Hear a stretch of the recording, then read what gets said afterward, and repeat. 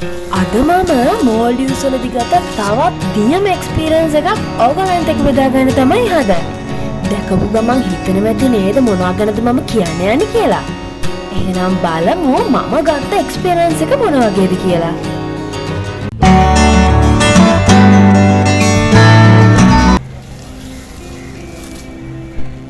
මේ තියෙන්නේ මෝල්ඩිව්ස් වල තවත් එක ෆිෂ් මාකට් එකක්. සාමාන්‍යයෙන් ගොඩක් වෙලාවට කියන්නේ මෝල්ඩිව්ස් වල මාළේ තියෙන ෆිෂ් මාකට් එක තමයි මේන් එක කියලානේ. ඇත්තටම ඒක තමයි මේන් එක. හැබැයි මගේ වීඩියෝස් බලපු ඔයාලා දන්නවනේ මම ඉන්නේ හුළුමාලේ කියලා.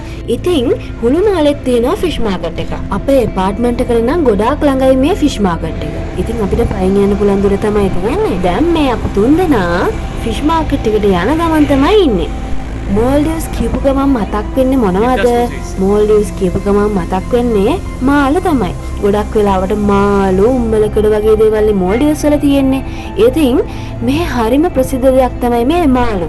ඉතින් මෝල්ඩිවියන්ස්ලා ගොඩක් වෙලාවට කැමරට ගන්නේ මාළු. මොකද මේගොල්ලන්ට ෆ්‍රෙෂ් විදිහට ගන්න පුළුවන් එකම දේ තමයි මාළු. එයාලට තියෙන අනිත් හැම මීට් එකක්ම ෆ්‍රෝසන් තමයි හම්බෙන්නේ. දැන් මේ ෆිෂ් මාකට් එකට යන ගමන් ඉන්නේ මම. ඔයාලා බලන්න මම මොනවද මේ කියන්නේ කියලා.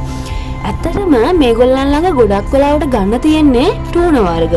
මෙයාලා කියන විදිහට yellow fin tuna, blue fin tuna ඒව තමයි ගොඩක් වෙලාවට ගන්න තියෙන්නේ. තලපත් ගන්නවා නම් හරිම සීමිත විදිහට තමයි තලපත් අපිට හම්බ වෙන්නේ. ඒ වගේම ඔයාලා දැකලා තියෙනද පරා කියලා මාළු జాතියක්. ඉතින් ඒ පරා කියන මාළුවත් මෙයාලා ළඟින් ගන්න පුළුවන් හරි ඉක්මනට. මෙයාලගේ මුහුදු ආශ්‍රිතව ගොඩාක් වෙලාවට පරා මාළු රංචු පිටින් දකින්නට පුළුවන්. මම මේ මාළු ගැන චුට්ටක් හොයලා බැලුවා. එතකොට තමයි දැනගත්තේ මේ ටූනා වර්ග දෙකක් ප්‍රධාන විදිහට තියෙනවා කියලා. එකක් blue fin tuna, අනිත් එක yellow fin tuna. ඉතින් මේ ටූනා වර්ග දෙකම මෙයාලා ළඟින් ගන්න පුළුවන්. චූටි මාළු වගේ ඉඳලා ලොකු මාළුව වෙනකම්ම මේගොල්ලෝ ළඟ මේ ටූනා වර්ග ඉන්නවා. ඒ වගේම ලංකාවේ අපි කන කෙලවල්ල මාළු දන්නව නේද? අන්න ඒ කෙලවල්ලත් මෙයාලා ළඟින් ගන්න පුළුවන්. ඔන්න කතාවෙන් අපි ෆිෂ් මාකට් එක ගාවට ආවා. මේ තියෙන්නේ මාළේ ෆිෂ් මාකට් එක නෙවෙයි, මේ තියෙන හුළුමාලේ ෆිෂ් මාකට් එක. එන්න කියන්න මාත් එක්ක මෙයාලගේ මාළු බලන්න. මම හැම මාළුවගේම නම නම් දන්නේ නැහැ. හැබැයි දන්න අයට දැක්කම දැනගන්න පුළුවන් මේ මාළු කවුද කියලා. ගොඩාක් වෙලාවට මෙයාලා ළඟ ඉන්නේ ටූනා වර්ග. ටූනා වර්ගයක් නිතින් කෙලවල්ල කියලා කියන්නේ. කලාතුරකින් අර වගේ තලපත් වගේ මාළුක් බලා ගන්න පුළුවන්. මුහුදු ආශ්‍රිතව ඉන්නවා කියලා කිව්වහම අපිට හිතෙනවානේ ඉස්සෝ දැල්ලෝ කකුලෝ වගේ මාළු జాති තියෙනවා කියලා.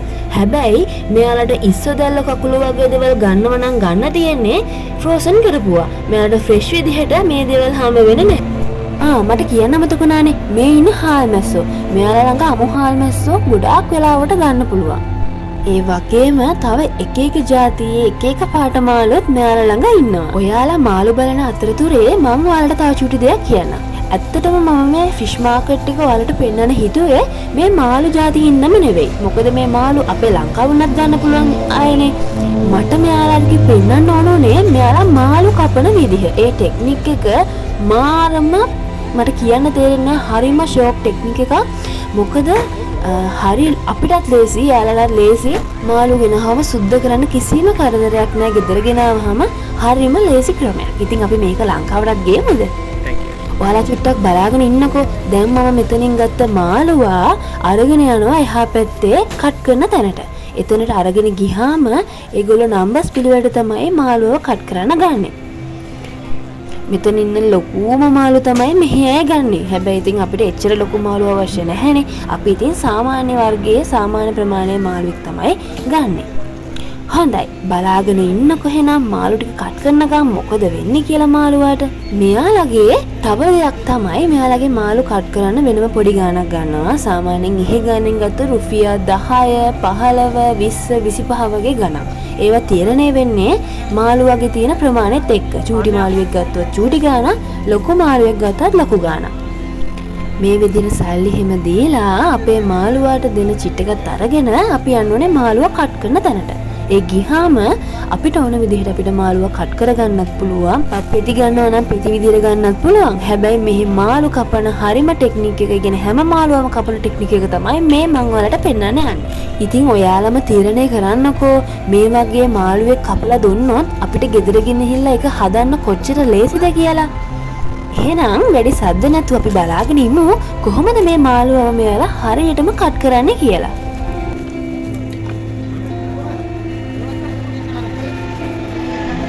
මාලදිවයිනේ ජීවත් වෙන අයගේ ප්‍රධාන විදිහටම ආර්ථිකය ශක්තිමත් කරන්නේ මේ සාගර සම්පත. ඉතින් මෙයාලගේ මත්ස්‍ය ව්‍යාපාරය වගේම සංචාරක ව්‍යාපාරය නිසා තමයි මේ මාලදිවයින් රාජ්‍ය ගොඩනැගිලා තියෙන්නේ. ඔයාලා දන්නවනේ මෝල්ඩිව්ස් කියපු ගමන්ම අපි හිතන්නේ මෙහි ලස්සන අයිලන්ඩ් තියෙනවා, ඒ වගේම මුහුද තියෙනවා කියන එකනේ. ඇත්තටම ඔව්. හරිම ලස්සන මුහුදු පරිසරයක් තමයි, මුහුදු තීරයක් තමයි මෙයාලට තියෙන්නේ. ඒ කියන්නේ මෙයාලගේ මුහුදු පරිසර, මුහුදු තීරයන් එක විවිධත්වයකින් තමයි හැදිලා තියෙන්නේ. එක පැත්තකට යනකොට එක විදිහක්, තව පැත්තකට යනකොට තව විදිහක්. එක අයිලන්ඩ්ස් වලට යනකොට ඒ පරිසර, ඒ විවිධත්වයන් තව වෙනස් වෙනවා. ඒ හින්දානේ නේද මෙච්චර සංචාරක ව්‍යාපාරයක් ගොඩනැගිලා තියෙන්නේ. ඒ වගේම තමයි මාලදිවයිනේ ජීවත් වෙන අය වගේම මාලදිවයිනට පිටින් එන අය දන්න දෙයක්, මෙහි ගොඩාක් කැම ಜಾති හැදිලා තියෙන්නේ මාළු ආශ්‍රිතව. ඒ කියන්නේ අපි දැන් කඩේකට ගිහින් මොන හරි දෙයක් ගත්තොත් ඒ හැම දෙයක් ඇතුළෙම එක විදිහට ඒගොල්ලන් හදලා රෙසිපීස් වෙනස් කරලා හදලා තියෙන්නේ මේ මාළු. ගොඩක් අය ආසයිනේ අනිත් රටවල අමුතු දේවල් දැනගන්න. ඔන්න ඔය හේතුව හින්දා තමයි මම මේ දේත් ඔයාලත් එක්ක බෙදා ගන්න හිතුවේ. මාළු ගැන කතා කරනකොට දැන් මේ ෆ්‍රෙෂ් මාළුනේ තියෙන්නේ මෙතන. ඒ වගේම මෙයාලගේ මේන් අයිලන්ඩ් එකේ, කියන්නේ මාළවල තියෙනවා ලොකු මාකට් එකක්. ඒක ඉතින් මාලදිවයිනේ නම් ගොඩාක් ප්‍රසිද්ධයි. මොකද එතන එළවලු, පළතුරු, මාළු, කරවල, උම්බලකඩ මේ හැම දෙයක්ම තියෙන මාකට් එකක් තමයි ඒ. ඉතින් මට කියන්න ඕනේ එතනට ගියොත් ඔයාලට කරවල, ඒ වගේම උම්බලකඩ වගේ දේවල් ගන්න පුළුවන් එතන. මෙයාලා ළඟ ඔය චූටි මාළු තියෙන, සාලය, හුරුල්ල වගේ චූටි මාළු ගන්න නැහැ. ඒ වගේම කරවල වලත් කීරමින් වගේ කරවල జాති එහෙ ගන්න නැහැ. ඒ වගේ එනවා නම් ඒකෙත් සමහර වෙලාවට හම්බ වෙනවලු. ඒ හම්බ වෙන්නේ ඉතින් ලංකාවෙන් අරගෙන ආපු ඒවා. තව සුන්දරම දෙයක් ඔයාලට ඔය මම කිව්ව මාළේ මාකට් එකට ගියොත් බලා ගන්න පුළුවන්. දැන් මම කතා කරන දේවලුයි වීඩියෝ එකයි සමහර තැන්වලදී ගැලපෙන්නේ නැති වෙන්න පුළුවන්. ඔයාලා වීඩියෝ එකේ මාළු කපන දිහා බලාගෙන මම මේ කියන දේ චුට්ටක් අහගන්න. මොකද මාලදිවයිනට එන කෙනෙක්ට නම් මම මේ කියන දේවල් පොඩ්ඩක් හරි වැදගත් වෙන්න පුළුවන්. මම කිව්වා නේද මාළේවල තියෙනවා කියලා මේන් මාකට් එකක්. ඔන්න ඔය මාකට් එක අයිනේ ඉන්නවා ලොකු මඩු මාළු ගොඩාක් ඉන්නවා. සෑහෙන ප්‍රමාණයක් 100කට වැඩි මට හිතෙන විදිහට. ඉතින් මේ වගේ දෙයක් නම් වෙන තැනකට ගියොත් ඔයාලට බලන්න වෙන්නේ නැහැ. එතනට වෙන්න ඕනේ මේ වගේ සුන්දර දසුණක්, සුන්දර දෙයක් ඔයාලට බලා ගන්න. හරිම ලස්සනයි. එහෙම මාළු උඩ ඉඳලා අපිට එහෙම බලා ගන්න පුළුවන් වෙන එක කියන එක. මොකද නැත්නම් ස්නෝක්ලින් කරලා හරි එහෙම මොන හරි අපිට මාළු බලන්න වෙන්නේ වගේ රංචු පිටින්. ඉතින් මෙතනදී ඔයාලට ඒ වගේ බලා ගන්න පුළුවන්. ඉතින් කතාවෙන් මාළුත් අරගෙන අපි මේ යන ගමන් තමයි ඉන්නේ. ඔයාලට පේනව නේද මේ තමයි මේගොල්ලන්ගේ එක වරායක්. ඉතින් මේ මාළු ගෙනල්ලා ඒ වෙලේ අල්ලපු මාළු මේ දැන් මේ බාන ගමන් තමයි ඉන්නේ මේ බෝට් එකේ. ලංකාවේ අපිට මෙච්චර ළඟට මේ දේවල් බලා ගන්න බෑනේ නේද? ඒ නිසා තමයි මම මේක ඔයාලට පෙන්නුවේ. ඉතින් ඕවත් බල හැම වෙලාවෙම සීපේන යනවා. ඒ වගේම ගොඩාක් වෙලාවට එතනින් තව ප්ලේන් එකක් යන වෙලාවලුත් තියෙනවා. ඉතින් අපි ප්ලේන් එකක් යනකන් තමයි බලාගෙන හිටියේ. ගොඩාක් තද රස නිසා අපිට එතන ඉන්න බෑ. ඒ හින්දා අපි ඒ වෙලාවේ ආවා. විනාඩියට වගේ මේ වගේ ලස්සන සීපෙන් හරියලා මහස බලා ගන්න පුළුවන්. මෙතනට ආවම හරි ලස්සනට ළඟට බලා ගන්න පුළුවන්. මම හිතනවා ගොඩක් දෙනෙක් ගොඩක් වෙලාවට දකින්න නැති ලස්සන දේවල් වීඩියෝ එකකින් ඔයාලා බලුවා කියලා. කරන්නේ නැතුව මාව subscribe කරලා තියාගන්න. රසවත් දේවල් වගේම වැදගත් දේවල්ත් මගේ channel එකකින් ඔයාලට දැන් බලා ගන්න පුළුවන්. ඉතින් තවත් රසවත් වගේම වැදගත් වීඩියෝ එකකින් ඉක්මනට හමු වෙනකන් අදට මම ගිහිල්ලා එන්නම්. පරිස්සමට ඉන්න මේ මැන්ඩේ කැෆේ